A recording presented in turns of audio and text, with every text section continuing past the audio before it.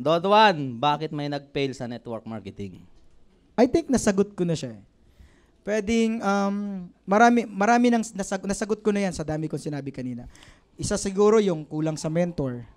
Pangalawa, na unahan ng takot. Pangatlo, yung pangarap, di ba? Walang maliit ang pangarap.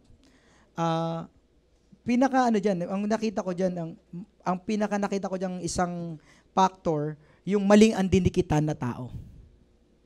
Imbis dumikit sa positibo, dumikit sa mga negatibo.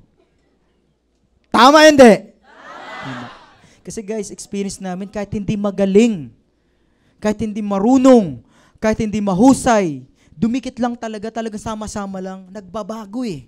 Nag-iibang aura eh. Nag-iba talaga eh. Kahit hindi masyadong magaling, basta dumidikit lang, nag-iiba. Tama ba? Minsan yung magagaling pa na nagmamagaling, yung pa nawala eh. Tama hindi? Sabi sa inyo yun.